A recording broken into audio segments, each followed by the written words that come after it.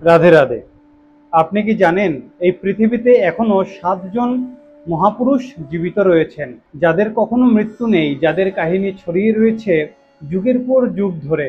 আজ আমরা তাদের সেই রহস্য উন্মোচন করব। আপনারা যদি চ্যানেলে নতুন হয়ে থাকেন, চ্যানেলটি সাবস্ক্রাইব করে দেবেন এবং বেল আইকনটি প্রেস করে দেবেন, যাতে নতুন নতুন ভিডিওগুলো আপনাদের কাছে পৌঁছে। চিরঞ্জীবী শব্দকে ভাঙলে দুটো শব্দ পাওয়া যায়। একটা হচ্ছে চির, যা অনাদিকাল ধরে, অনেক দিন ধরে, এবং আরেকটি হচ্ছে জীব।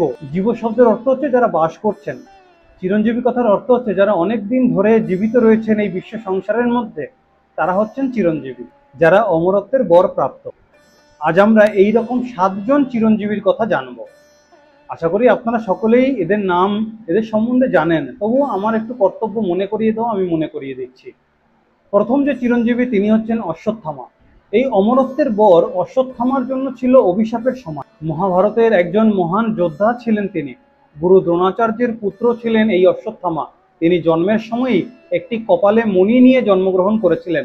এই মণি হচ্ছে এই অশ্বত্থামার পূর্বজন্মের কিছু পুণ্যের ফল। মহাভারতের যুদ্ধে কৌরবদের পক্ষ থেকে এই অশ্বত্থামা যুদ্ধ করেছিলেন। যখন কৌরবরা সবশেষে পরাজিত হয়ে যান, কৌরবদের যে মেইন ছিলেন দুর্যোধন, সেই দুর্যোধন ছিল অশ্বত্থামার প্রিয় বন্ধু। দুর্যোধনের কাছে অশ্বত্থামা প্রতিজ্ঞা করেন যে পাণ্ডব বংশের সবশেষ যে বংশধর থাকবেন তাকে যে কোনো প্রকারেই হোক সে ধ্বংস করবেন। পাণ্ডবদের 5 পুত্রকে যখন সে হত্যা করবার পরে অভিমন্যুর স্ত্রী উত্তরার গর্ভে যে সন্তান রয়েছে, সেই সন্তানকে ধ্বংস করবার জন্য অশ্বত্থামা ব্রহ্মাস্ত্র নিক্ষেপ করে। এই দুষ্কর্মের জন্য ভগবান শ্রীকৃষ্ণ অশ্বত্থামার উপর সুদর্শন চক্র চালায় এবং অশ্বত্থামার কপালের মণিখানা ভেঙে ফেলেন। এবং ভগবান শ্রীকৃষ্ণ তাকে অভিশাপও দেন যে মহাপ্রলয়ের আগে পর্যন্ত সে নিকৃষ্টভাবে জীবনযাপন করে। সব চিরঞ্জীবীদের মধ্যে একমাত্র অশ্বত্থামাই অভিশাপগ্রস্ত হয়ে অমরত্ব লাভ করেন। দ্বিতীয় হচ্ছেন বলি মহারাজ। এই বলি মহারাজ মহাপ্রলয়ের পরেও জীবিত থাকবেন। দৈত্যরাজ বলি ছিল হিরণ্যকশিপুর প্রপৌত্র, অর্থাৎ হিরণ্যকশিপুর পুত্র ছিল প্রহ্লাদ, প্রহ্লাদের পুত্র হচ্ছে বিরোচন, বিরোচনের পুত্র হচ্ছে এই দৈত্যরাজ বলি। এই হিসাবে হিরণ্যকশিপুর প্রপৌত্র হচ্ছে দৈত্যরাজ বলি। হিরণ্যকশিপুকে বধ করবার সময় ভগবান শ্রীকৃষ্ণ তিনি নৃসিংহ অবতারে নিয়ে এসেছিলেন। আপনারা আশা করি সকলেই নৃসিংহ অবতারের যে নতুন সিনেমাখানা রিলিজ হয়েছে, আপনারা সকলেই আশা করি দেখেছেন। খুবই সুন্দর সিনেমা বের করেছে। আপনারা এখনো যদি না দেখে থাকেন অবশ্যই দেখবেন। হিরণ্যকশিপুর মৃত্যুর পর তার পুত্র প্রহ্লাদকে সিংহাসনে রাজা হিসাবে নিহিত করেন। ভগবান শ্রী বিষ্ণু প্রহ্লাদকে এই বলে আশীর্বাদ করেন যে আগামী 24 অধস্তন পুরুষকে তিনি রক্ষা করবেন। দৈত্যরাজ বলি প্রহ্লাদের নাতি। সে যখন সিংহাসনে বসার পরে অশ্বমেধ যজ্ঞ করবার জন্য প্রতিজ্ঞা করেন, এই অশ্বমেধ যজ্ঞ যে 100 বার সম্পূর্ণভাবে সফলতার সঙ্গে করতে পারে সে ইন্দ্র পদ লাভ করতে পারে। আর যে অশ্বমেধ যজ্ঞ করবার জন্য প্রবৃত্ত হয়, স্বয়ং ইন্দ্র তার অশ্বমেধ যজ্ঞে বাধা দেওয়ার জন্য তৈরি থাকেন। এই ইন্দ্র বলি মহারাজের অশ্বমেধ যজ্ঞকে ভঙ্গ করবার জন্য ভগবান শ্রী বিষ্ণুর কাছে প্রার্থনা জানান। ভগবান শ্রী বিষ্ণু তখন একটি অবতার নিয়ে আসেন। সেই অবতার হচ্ছে বামন অবতার।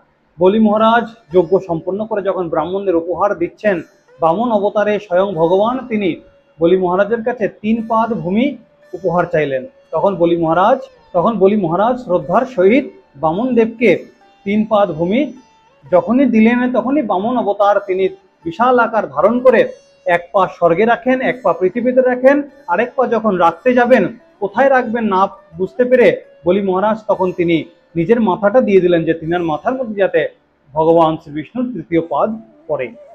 বলি মহারাজের এই একাগ্রতা এবং নিষ্ঠা দেখে ভগবান শ্রী বিষ্ণু তিনাকে পাতাল লোকের রাজত্ব প্রদান করেন এবং এই বর প্রদান করেন যে বছরে একবার যাতে মর্তলোকে এসে প্রজাদের অবস্থা তিনি যাতে দেখে যেতে পারেন।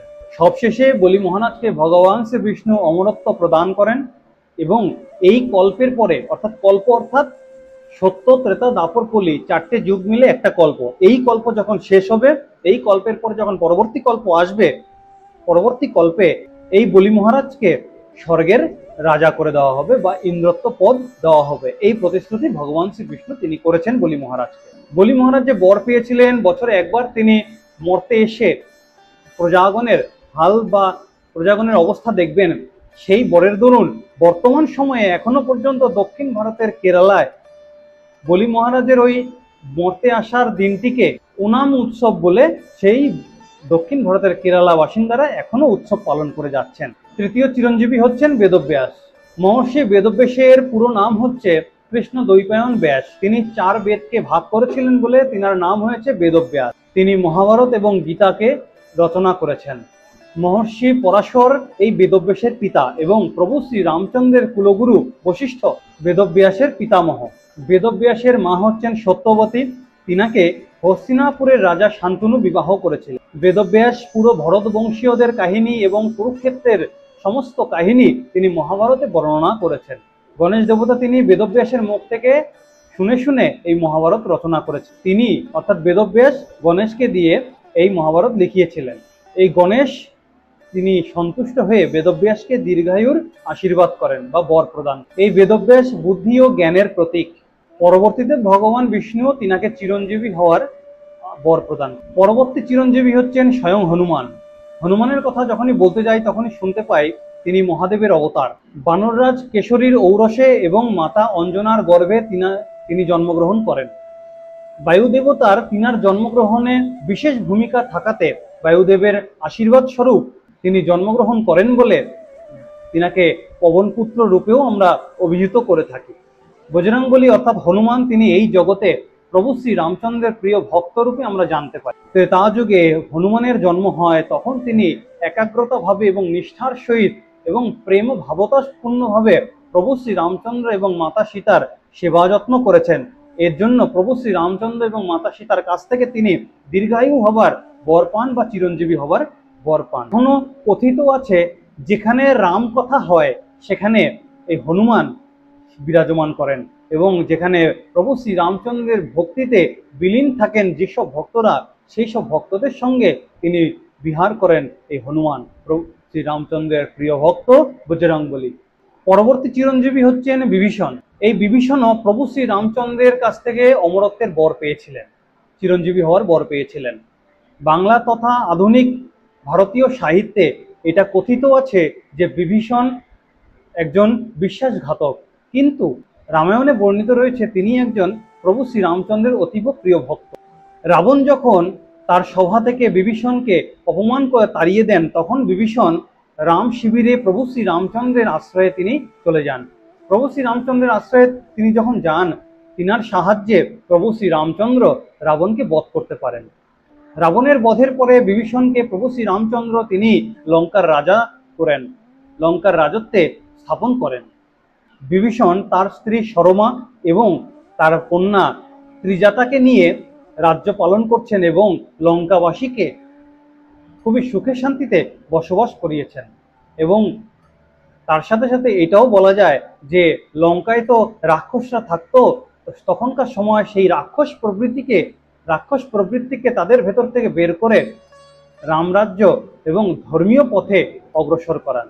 বিভীষণের এই ধার্মিকতা এবং প্রভু শ্রী রামচন্দ্রের প্রতি এই নিষ্ঠা ভালোবাসা দেখে প্রভু শ্রী রামচন্দ্র যখন লঙ্কা ত্যাগ করে চলে যান, তার আগে দিয়ে তিনি বিভীষণকে অমরত্বের বর প্রদান করেন এবং তার সাথে সাথে একটা দায়িত্বও দেন যে তিনি যাতে জগতে অর্থাৎ এই পৃথিবীতে সত্য, সুন্দর এবং ধার্মিকতা প্রচার করতে থাকেন। পরবর্তী চিরঞ্জীবী হচ্ছেন কৃপাচার্য। মহাভারতে যে কয়জন গুরুর কথা আমরা শুনতে পারি তাদের মধ্যে একজন অন্যতম গুরু হচ্ছেন কৃপাচার্য। তিনি ছিলেন গুরু দ্রোণাচার্যের শ্যালক এবং অশ্বত্থামার মামা। কৃপাচার্য তিনার নাম। কৃপ শব্দের অর্থ হচ্ছে তীরের অগ্রভাগটাকে কৃপ বলা হয়। মহাভারতে বর্ণিত রয়েছে তিনার যে জন্ম এবং তিনার বোন যে কৃপি, তিনার এই দুজনার জন্ম তীরের অগ্রভাগ থেকে হয়েছে। পরবর্তীতে পরিণত অবস্থায় তিনার বোন কৃপির সঙ্গে দ্রোণাচার্যের বিবাহ হয় এবং কৃপাচার্য তিনি সেই সম্বন্ধে কুরুবংশীয়দের গুরুরূপে তিনি প্রতিষ্ঠিত হন। পরবর্তীতে যখন যুদ্ধ হয় তখন কৌরবদের পক্ষ থেকে তিনি যুদ্ধ করেন এবং সবশেষে যখন কৌরবদের সমস্ত সৈন্যরা ধ্বংস হয়ে যায়, তারপরে 3 জন সৈন্য একমাত্র বেঁচে ছিলেন, তার মধ্যে কৃপাচার্য, কৃতবর্মা এবং অশ্বত্থামা। ভগবান শ্রীকৃষ্ণ পরীক্ষিতকে এই কৃপাচার্যের হাতে তুলে দেন বিদ্যা অর্জনের জন্য। যখন ভগবান শ্রীকৃষ্ণের রাজ্য দ্বারকা ধ্বংস হবে তার আগে দিয়ে তিনি কৃপাচার্যকে চিরঞ্জীবী হওয়ার বর প্রদান করেন এবং একটা দায়িত্ব দিয়ে যান যে কলিযুগে কল্কি অবতার যে আসবে সেই কল্কি অবতারকে বিদ্যা অর্জন করানোটাও তোমার কর্তব্য, তোমার দায়িত্ব। এই আশীর্বাদ দিয়ে এই বর প্রদান করে ভগবান শ্রীকৃষ্ণ অন্তর্ধান হন। পরবর্তী চিরঞ্জীবী এবং অন্তিম চিরঞ্জীবী পরশুরাম। পরশুরামকে বলা হয়েছে ভগবান শ্রীবিষ্ণুর 10 অবতারের 6ষ্ঠ অবতার। পরশুরাম ঋষি যমদগ্নির ঔরসে এবং মাতা রেণুকার গর্ভে তিনি জন্মগ্রহণ করেন। তিনি জন্মগতভাবে ব্রাহ্মণ হলেও কর্মগতভাবে তিনি ক্ষত্রিয় ছিলেন, তাই তিনাকে ব্রাহ্ম ক্ষত্রিয় রূপে অভিহিত করা হতো। বাবা ভোলানাথের কাছে তিনি শিক্ষা লাভ করেন। বাবা ভোলানাথ পরশুরামের উপর সন্তুষ্ট হয়ে পরশুরামকে একটি পরশু বা কুঠার বলতে পারেন তা তিনি উপহার দেন এবং তার ফলে তিনার নাম রাম থেকে পরশুরাম হয়ে যায়। কথায় আছে তিনি 21 বার এই পৃথিবীকে নিক্ষত্রিয় করেছিলেন। ক্ষত্রিয় রাজা কার্তবীর্যার্জুন অন্যায়ভাবে পরশুরামের পিতা যমদগ্নিকে হত্যা করেন এবং কামধেনু গরুকে তিনি চুরি করে নিয়ে চলে যান। পরশুরামের মা রেণুকা তিনি এইসব দৃশ্যে খুবই দুঃখ পেয়ে বুক চাপড়ে চাপড়ে তিনি আর্তনাদ করছেন, বিলাপ করছেন। যখন পরশুরাম কুঠিরে আসলেন, কুঠিরে এসে যখন এসব বৃত্তান্ত দেখছেন, তিনার মাকে দেখছেন, তিনি 21 বার নিজের বুকের মধ্যে বুক চাপড়ে আর্তনাদ করছেন। এজন্য কথাই আছে পরশুরাম 21 বার এই পৃথিবীকে নিক্ষত্রিয় করেছিলেন। নিক্ষত্রিয় কেন করেছিলেন এটা হচ্ছে তার কারণ। তার সাথে সাথে এটাও তিনি বলেছেন ক্ষত্রিয় বলতে সমস্ত ক্ষত্রিয়কে নিক্ষত্রিয় করেছেন তা নয়, যেসব ক্ষত্রিয়রা যারা অন্যায়ভাবে এবং যারা আততায়ী তাদেরকেই একমাত্র তিনি ক্ষতি করেছেন বা বিনাশ করেছেন। এই জন্য তিনি পরবর্তীতে অমরত্বের বর প্রাপ্ত হন এবং তিনার উপর একটা দায়িত্বও থাকে যে কলিযুগে যখন কল্কি অবতার হবে তিনাকে অস্ত্রবিদ্যা দান করাটা, অস্ত্রবিদ্যা শেখানোটা পরশুরামের দায়িত্ব। এই রইল সপ্ত চিরঞ্জীবী। এই সপ্ত চিরঞ্জীবী প্রত্যেকটা যুগে যুগে এক একজনের কাছ থেকে বর প্রাপ্ত করেন, কিন্তু তিনাদের মধ্যে একটা জিনিস এক বা মিল রয়েছে যে কলিযুগে কল্কি অবতারের সঙ্গে এই 7 জন একসঙ্গে হয়ে কলি নামক অসুরকে বধ করবে। এই রইল সপ্ত চিরঞ্জীবীর কথা। কিন্তু আমাদের শাস্ত্র আরো একজন চিরঞ্জীবীর কথা বলেন, তিনি হচ্ছেন মার্কণ্ডেয় ঋষি। এই মার্কণ্ডেয় ঋষি সম্বন্ধে যদি আপনারা জানতে চান তাহলে কমেন্ট বক্সে জানাবেন, এই মার্কণ্ডেয় ঋষি নামে আমি একটি ভিডিও বানিয়ে দেবো। যদি এই সপ্ত চিরঞ্জীবীর সমস্ত বৃত্তান্ত এবং সপ্ত চিরঞ্জীবী সম্পর্কে জেনে যদি আপনাদের মনে হলো যে বিষয়টি ইনফরমেটিভ, তাহলে সকলের সঙ্গে ভিডিওটি শেয়ার করবেন এবং চ্যানেলটি সাবস্ক্রাইব করে দেবেন। রাধে রাধে।